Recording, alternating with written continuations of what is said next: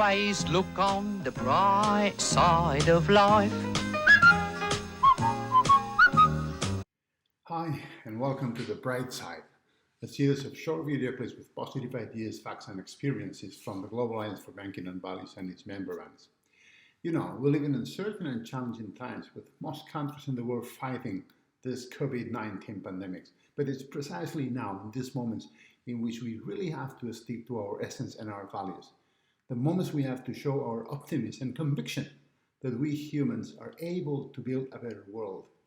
Values-based banks are reminded that every action we take involving humans and money must adhere to an essential social contract, the duty of care. Let me share with you our experience as a movement of values-based financial institutions in a viral response to COVID-19. The Global Alliance for Banking and Values is a network of 62 banking leaders from around the world. It was founded in 2009 to advance positive change in the banking industry. Our mission as a diverse range of institutions is to lead a movement in finance and banking designed to serve the real economy through investment in economic, social, and environmental sustainability. The Global Alliance aspires to change finance while financing change. And serving the real economy is really embedded in our principles. Our banks understand on a deeply profound level how economic, environmental, and social resilience work together. They understand that a healthy financial relationship is built on a long-term relationship with clients and the communities, so that risk and opportunities can be discussed in a transparent and open way.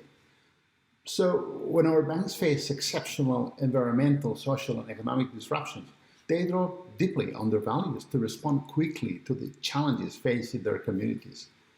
Most of the values-based banks have a long experience in crisis support and public health. The first thing you notice when you look at the way values-based banks respond to crisis is that they do not see a separation between a financial, human, or environmental crisis. The solutions they provide are often integrative and responsive to the underlying conditions of the crisis. But how are the Global Alliance bankers responding to the COVID-19 crisis, and what can we learn from their courage and duty of care as economic actors on the front lines? Of course, first of all, by getting the basics right, providing sanitation and healthy conditions while securing business continuity. But what is different about how we, the Global Alliance banks, are responding to the COVID-19? Unique for Global Alliance banks is not only that they are responding, but they are also able to immediately share with one another around the world their methods and plans to anticipate what is coming. Our banks also react by adapting banking practices and serving extra needs. What becomes a high priority for our countries around the world today is the need to support and protect the real economy. Many banks have created new special products, have also waived fees or made conditions for clients more flexible, such as giving a moratorium to borrowers regardless of measures from their different governments. Values-based banks also play a pivotal role as an intermediary for bankers' associations, central banks, and governments, thus also leading the collective response. Supporting the real economy is key for a more sustainable life, and it's especially relevant to overcome the challenges we face now. Partnering is also a way in which values-based banks engage with many other civic actors to go a little bit beyond banking. In the current crisis, banks are partnering with others to train SMEs and clients in ways that help them build capability to overcome the current situation and prepare them for the future.